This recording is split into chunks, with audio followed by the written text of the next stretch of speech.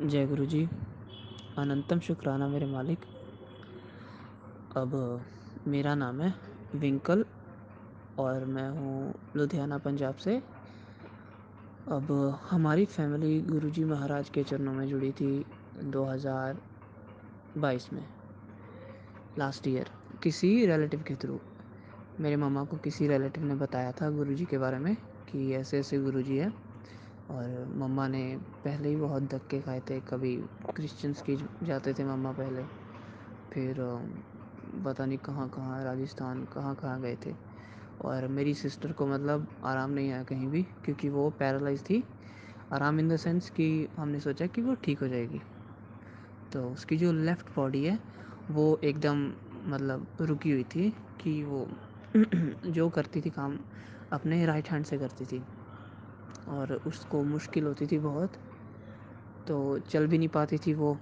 चल पाती थी लेकिन बहुत रेयर होता था कभी कभी, क्योंकि उसको पैरों में दर्द होता था। उसके जोड़ वगैरह ना ठीक नहीं थे। तो अब जब गुरुजी से जुड़ने के बाद सबसे पहले गुरुजी के दर्शन हुए मेरी सिस्टर को। और जब पहले तो मम्मा जब पहली बार गुरुजी के सत्संग से होकर आए थे तो हमने किसी ने ध्यान नहीं दिया। मतलब कि ध्यान इन द सेंस कि हमने सोचा कि पहले मम्मा, मैं अपना बताता हूँ मेरा पॉइंट ऑफ व्यू क्या था तब। मेरा पॉइंट ऑफ व्यू ये था कि पहले मम्मा क्रिश्चियंस के जाते थे, पता नहीं कहाँ कहाँ गए, अभी ये कौन से गुरु ले आए नए। तो मैंने सोचा कुछ भी हो जाए, मैंने नहीं गुरु को माना कि कि गुरुओं के चक्कर में मैंने नहीं पढ़ना। और जो सोचा था उससे उल्टा ही होता है। आपको पता है गुरुजी महाराज क्या नहीं कर सकते। तो सबसे पहले मेरी सिस्टर को दर्शन हुए गुरुजी महाराज के, ड्रीम दर्शन हुए। और उसको गुरुजी दिखते थे वाइट चोले में, ज़्यादातर वाइट चोले, येलो चोले में। और उससे बातें करते थे, उसको बताते थे कि तेरी फैमिली में क्या हो रहा है, क्यों हो रहा है। और इवन कि मेरी सिस्टर को गुरुजी महाराज ने ये भी बताया कि अगर तेरी ऐसी कंडीशन है वो किस लिए है।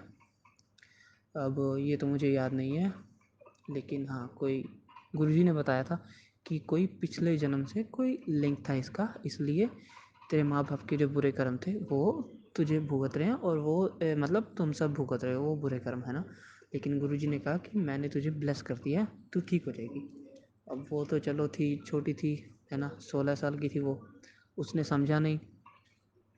तो पहले पहले तो उसको गुरुजी मतलब घर की नॉर्मल प्रॉब्लम्स के सलूशन बताते थे। एक बार मेरा भाई बहुत बीमार हो गया था, सीरियस सीरियस कंडीशन थी उसकी तब। तो गुरुजी ने बताया कि मेरी पसंदीदा चीज़ खवा बना के ठीक हो जाएगा। हमने सोचा कि मेरी सिस्टर ने सुबह उठ के बताया कि गुरुजी ने ऐसे ऐसे बोला कि जशन मेरा भाई है, उसको ऐसे ऐसे खिलाओ, मेरी पसंद की चीज़ ठीक हो जाएगा वो।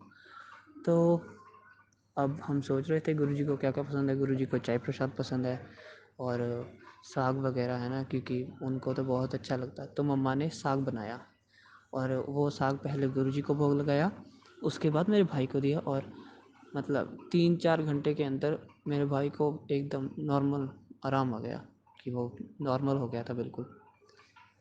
अब छोटे छोटे सत्संग तो बहुत हैं, ख़त्म नहीं होते। फिर हमने अपना घर सेल के लिए लगाया हुआ था।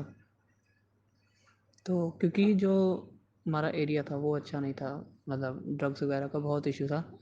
हमने पता नहीं कितने साल से सेल पे लगाया था, 4-5 साल से, लेकिन कोई भी नहीं लेता था। कोई ना कोई बता देता था कि ऐसे ऐसे है गली में, तो मत लो। अब गुरुजी क्या नहीं कर सकते। अब मेरी सिस्टर को बताया कि जा, तेरा ये भी काम हो गया। और उसने बताया कि गुरुजी ने बोला कि जो तुम्हारा घर का काम अटका हुआ है आप सबका, वो भी हो गया है। और उसी दिन एक सरदार जी हैं, वो जो डीलर हैं जिनके थ्रू हमने सेल किया हाउस, वो एक सरदार जी को लेकर आए, फैमिली को। और उन्होंने घर पहली बार में ही पसंद कर लिया और जितनी हमने अमाउंट एक्सपेक्ट की थी उससे कहीं ज़्यादा अमाउंट दी। और हमने तो बहुत शुक्राना किया गुरुजी का। और ये जो सेल करने का जो इशू था ना, हमें पहले तो इतना सीरियस नहीं था, कि हमने सोचा था कि बिक जाएगा ठीक है, नहीं बिकेगा तो हम कोई बात नहीं, जैसे चल रहा है चलने देंगे। गुरुजी ने मेरी सिस्टर को ये भी बताया कि 3 महीने में जल्दी से ये वाला घर खाली भी करो, जिस घर में हम पहले रहते थे। तो हमने सोचा कि अब घर खाली करना है, 3 महीने में कैसे होगा? उन्होंने बोला 3 महीने में घर खाली नहीं किया तो किसी न किसी घर के फैमिली मेंबर पे कोई बड़ा संकट आ जाएगा।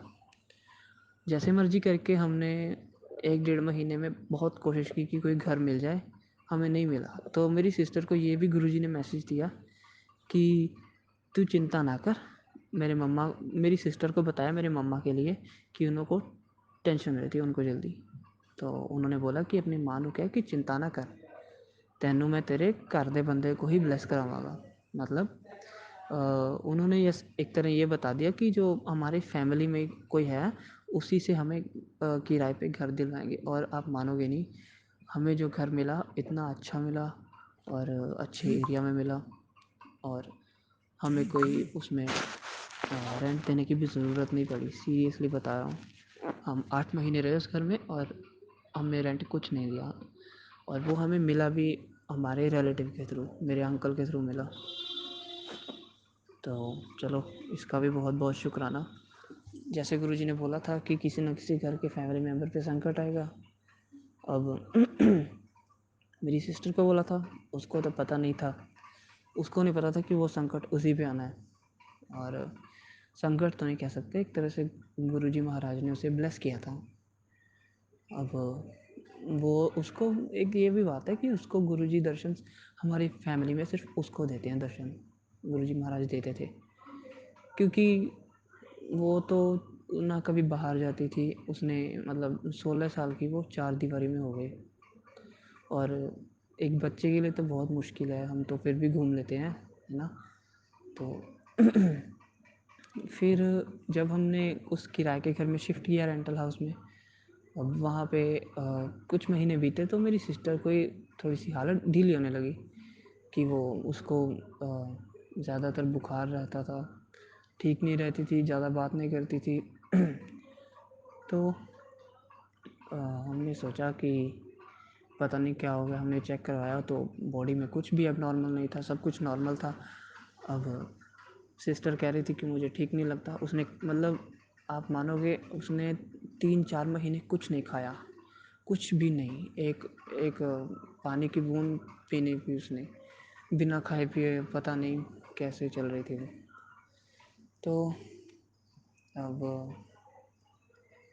गुरुजी महाराज की लीला है, कुछ भी हो सकता है।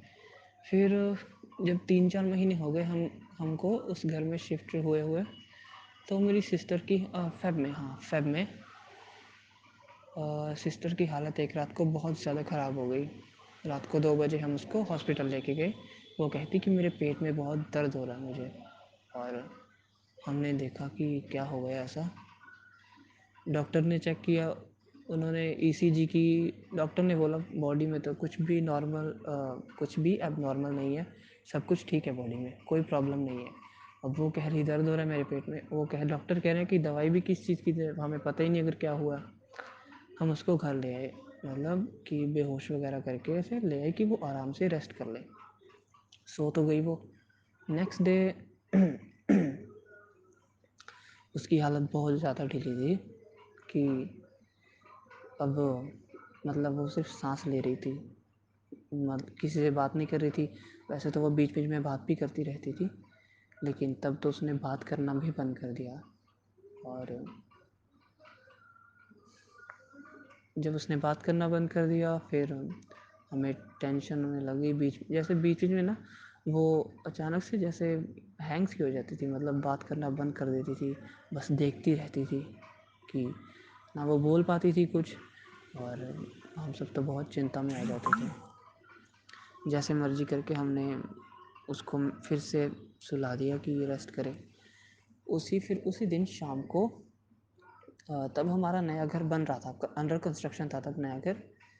अब जैसे ही हमने मतलब शाम हुई और मैं कंस्ट्रक्शन साइट पे था और मुझे कॉल आया मेरी कज़न का कि विंकल जल्दी जल्दी घर आ जा, प्रॉब्लम हो गई है। मुझे तो हिंट था पहले कि क्या हुआ हो सकता है, तो मैं भागा भागा गया घर पे। और देखा कि घर के आगे सारे रिलेटिव्स हैं, रिश्तेदार हैं, तो मुझे पता चल गया क्या हुआ। और वो एक्सपायर हो गई थी सिस्टर मेरी। तो ये तो चलो गुरुजी ने बताया ही था उसको, लेकिन चलो बहन थी है ना, बुरा तो लगता है।